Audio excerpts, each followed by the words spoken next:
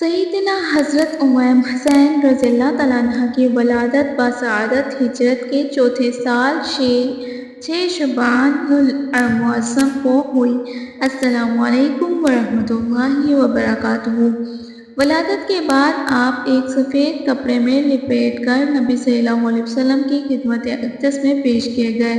نبی صلی اللہ علیہ وسلم نے ان کے دائیں کان میں اذان اور بائیں کان میں اقامت فرمائی، تہنیک کا عمل فرمایا، لعاب دہن منہ میں ڈالا اور برکت کی دعا فرمائی۔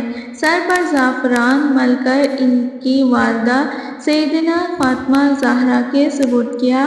7ویں روز بال منڈوا کر ان کے ہم وزن چاندی کی نام رکھا۔ عقیقے میں 2 مینڈے ذبح کیے، ایک ران دائیا کو دی اور اس کے بعد ختنہ کیا گیا۔ آپ حضرت حسین رضی اللہ تعالیٰ عنہ کا قد درمیانہ تھا، نہ انتہائی طول اور نہ بہت کوتاہ، پیشانی کشادہ، سینہ فراخ تھا، مینڈوں کے درمیان قدرے فاصلہ تھا،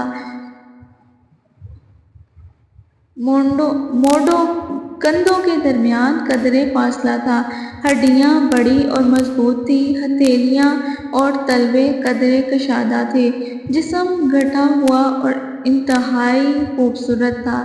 خوبصورتی کے ساتھ حسن صوت کے بھی مالک تھے، آواز میں سوز اور ترنم تھا، داڑھی مبارک پر وسمہ لگتا تھا۔ وسمہ ایک بوٹی ہے جس کے پتے مہندی کی جگہ استعمال ہوتے ہیں۔ حضرت ابو ہریرہ رضی اللہ تعالیٰ عنہ سے روایت ہے، فرماتے ہیں کہ نبی صلی اللہ علیہ وسلم کہ حضرت حسین رضی اللہ تعالیٰ عنہ کا جسم نبی صلی اللہ علیہ وسلم کے جسد اطہر سے بہت مشابہ تھا۔ سیدنا حسین رضی اللہ تعالیٰ عنہ اپنے لباس میں درج ذیل اشیاء استعمال کیا کرتے تھے: قمیص، عمدہ پوشاک، شلوار، ٹوپی، عمامہ، لنگی، اوپر اوڑھی جانے والی چادر، جوتے، بائیں ہاتھ میں انگوٹھی پہنتے تھے۔ بالخصوص رمضان مبارک میں انگوٹھی کے نگینے پر اللہ کا ذکر، اللہ بالغ امرہ کے الفاظ کندہ تھے، ایک تلوار اور زرہ بھی آپ کے پاس تھی۔ سیدنا حسن رضی اللہ تعالیٰ عنہ کی پرورش و نشوونما مدنی معاشرے میں ہوئی، جہاں نبی صلی اللہ علیہ وسلم نے ہجرت فرمائی تھی اور ان نفوس قدسیہ کی صحبت میسر آئی جو انبیاء کے بعد کائنات کے افضل ترین انسان تھے۔ ایمانی دعوت اور قرآنی انوارات سے معمور شفقت بھرا ماحول نصیب ہوا۔ آپ صلی اللہ علیہ وسلم کی محبت اور شفقت دللگی اور پیار کا وافر حصہ تھا۔ کبھی آپ صلی اللہ علیہ وسلم کی پیٹھ پر سوار ہوئے، کبھی گردن مبارک پر، اور اس سب پر مستزاد یہ ہے کہ مسجد نبوی صلی اللہ علیہ وسلم اور دعوت ایمان کا ماحول، اسلامی جہاد کی فضا اور سیدنا علی مرتضیٰ اور آپ کی زوجہ محترمہ فاطمہ رضی اللہ تعالیٰ عنہا کی تربیت میں رہے۔ رسول اللہ صلی اللہ علیہ وسلم میں ازواج رسول صلی اللہ علیہ وسلم کے یہاں بھی کثرت سے آمد و رفت ہوئی، چشمہ نبوت سے سیرابی ہوئی۔ یہ تمام مراحل آپ صلی اللہ علیہ وسلم کی نگہداشت اور نگرانی میں طے ہوا۔ علی بن حسین بن واقد رضی اللہ تعالیٰ عنہ فرماتے ہیں کہ میرے والد نے بیان فرمایا کہ انہیں ابو غالب نے اور انہیں حضرت ابو امامہ رضی اللہ تعالیٰ عنہ سے نقل کیا اور فرماتے ہیں کہ نبی صلی اللہ علیہ وسلم نے اپنی ازواج مطہرات سے یہ فرما رکھا تھا کہ انہیں یعنی حضرت سیدنا حسین کو کسی بات پر رلانا مت۔ چنانچہ ایک مرتبہ آپ صلی اللہ علیہ وسلم سیدنا ام سلمہ رضی اللہ تعالیٰ عنہ کے یہاں تشریف فرما تھے، جبرائیل امین تشریف فرما ہوئے تو آپ صلی اللہ علیہ وسلم نے سیدنا ام سلمہ سے فرمایا کسی کو اندر آنے مت دینا۔ اتنے میں حضرت حسین آئے اور دروازہ بند دیکھ کر رونے لگے۔ حضرت ام سلمہ نے فوراً دروازہ کھول دیا۔ حضرت حسین رضی اللہ تعالیٰ عنہ آئے، آپ صلی اللہ علیہ وسلم کی گود میں جا کر بیٹھ گئے۔ حضرت جبرائیل امین نے ارشاد فرمایا آپ صلی اللہ علیہ وسلم کی امت انہیں قتل کر دے گی، اور آپ صلی اللہ علیہ وسلم نے ارشاد فرمایا کیا وہ مسلمان ہوتے ہوئے حسین کو قتل کر دیں گے؟ حضرت جبرائیل امین نے ارشاد فرمایا جی ہاں، مسلمان ہی قتل کریں گے۔ پھر جبرائیل امین نے آپ صلی اللہ علیہ وسلم کو اس سرزمین کی مٹی دکھائی جہاں وہ شہید ہوں گے۔ سیدنا حسین رضی اللہ تعالیٰ عنہ 61 ہجری کی ابتدا میں بروز جمعہ ایک قول کے مطابق بروز ہفتہ یوم عاشوراء 10 محرم کو سرزمین عراق کے مقام پر کربلا میں شہید ہوئے۔ وہاں آپ صلی اللہ علیہ وسلم کی قبر مشہور زیارت گاہ ہے۔ وہاں آپ رضی اللہ تعالیٰ عنہ کی قبر مشہور زیارت گاہ ہے۔ شہادت کے وقت آپ رضی اللہ تعالیٰ عنہ کی عمر 57 سال تھی۔ سیدنا حسین کے افراد میں سے 72 اصحاب شہید ہوئے۔ قبیلہ بنو اسد کے لوگوں نے انہیں شہادت کے ایک روز بعد دفن کیا۔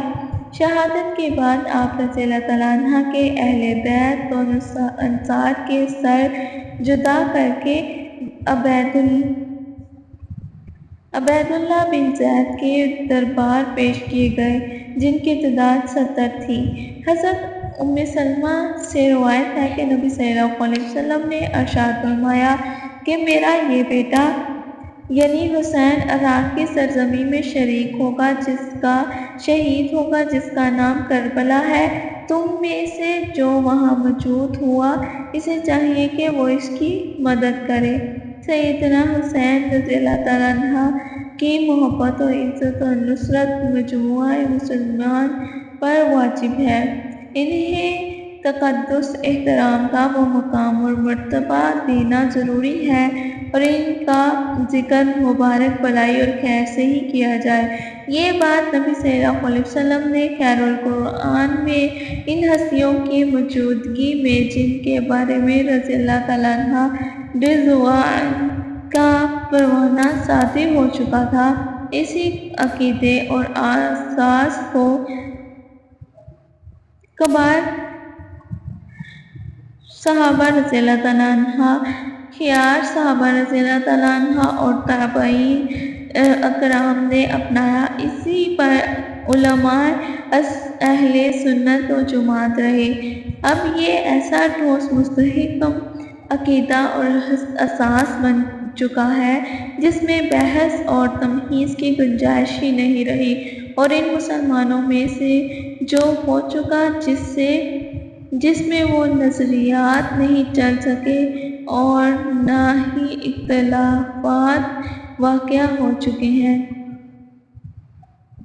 رسول اللہ صلی اللہ علیہ وسلم حضرت جابر رضی اللہ تعالیٰ عنہ فرماتے ہیں میں نے حجۃ الوداع کے موقع پر عرفہ کے دن رسول اللہ صلی اللہ علیہ وسلم کو دیکھا، اپنی قصوہ نامی اونٹنی پر سوار ہو کر خطبہ فرما رہے تھے۔ میں نے سنا کہ آپ صلی اللہ علیہ وسلم فرما رہے تھے کہ اے لوگو، میں تمہارے درمیان ایسی چیز چھوڑ کر جا رہا ہوں، اگر تم اسے تھامے رکھو تو گمراہ نہیں ہوگے۔ ایک اللہ کی کتاب، دوسرا میرا گھرانہ، میرے اہل بیت۔ حضرت اسامہ بن زید رضی اللہ تعالیٰ عنہ فرماتے ہیں کہ ایک رات میں کسی ضرورت کے تک نبی صلی اللہ علیہ وسلم کی خدمت اقدس میں حاضر ہوا، چنانچہ میرے دستک دینے پر آپ صلی اللہ علیہ وسلم باہر تشریف لائے تو آپ صلی اللہ علیہ وسلم کچھ بہت سا اٹھائے ہوئے تھے، مگر مجھے معلوم نہ ہو سکا کہ کیا چیز ہے۔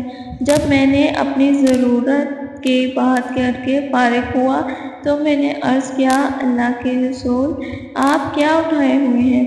فرماتے ہیں کہ میرے اس کہنے پر رسول اللہ صلی اللہ علیہ وسلم نے اپنی چادر مبارک کھول کر دکھائی تو پہلو میں سیدنا حسن اور حسین رضی اللہ تعالیٰ عنہ سوار تھے۔ آپ صلی اللہ علیہ وسلم نے ارشاد فرمایا یہ میرے بیٹے میری بیٹی لگتے جگر کے ہیں۔ اے اللہ مجھے ان دونوں سے محبت ہے، تو بھی اس سے محبت کر، اور جو ان سے محبت رکھے تو بھی انہیں محبوب بنا لے۔ داؤد بن ابو اوف سے مروی ہے کہ وہ ابو حازم سے اور وہ حرارہ سے روایت کرتے ہیں کہ نبی کریم صلی اللہ علیہ وسلم نے ارشاد فرمایا، جس نے حسن حسین رضی اللہ تعالیٰ عنہ سے محبت کی اس نے مجھ سے محبت کی، جس نے ان سے عداوت کی اس نے مجھ سے عداوت کی۔ سیدنا حسین کی رضی اللہ تعالیٰ عنہ کی زندگی ہمارے اور رہتی دنیا تک کے مسلمانوں کے لیے نمونہ ہے، اور بالخصوص آج کے اس دور میں جہاں اس دین متین کے خلاف اس ماننے والوں پر ظلم و ستم سازش ہو رہی ہے۔ سیدنا حسین رضی اللہ تعالیٰ عنہ تاریخ کے وہ مقدس اور پاک باز ہستی ہیں جنہوں نے کبھی ظلم کے آگے سر نہ جھکایا اور کلمہ حق بلند کیا۔ انہوں نے کسی کے دباؤ میں نہیں آئے اور اپنی دانست میں غلطی کو روکنے کی حتی الامکان کوشش کی، یہاں تک کہ جان کی قربانی بھی دے دی۔ بالاشبہ آپ رضی اللہ تعالیٰ عنہ کی شہادت تاریخ اسلام کا ایسا دردناک اور المناک حادثہ ہے جسے کبھی بھلایا نہیں جا سکتا۔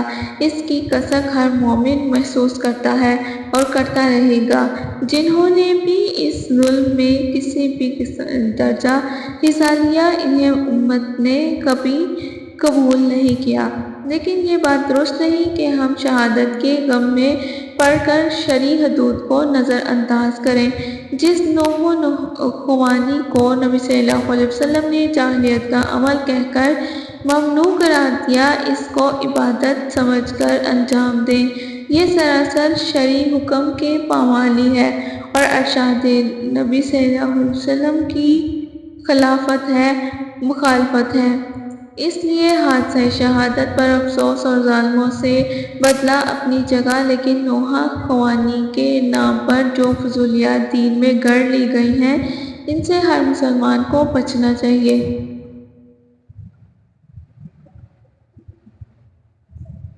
نبی صلی اللہ علیہ وسلم نے ارشاد فرمایا، میری امت میں ہمیشہ ایک جماعت ایسی قائم رہے گی جو حق پر ثابت قدم رہے گی، کوئی بھی اسے قیامت تک ذلیل نہیں کرے گا۔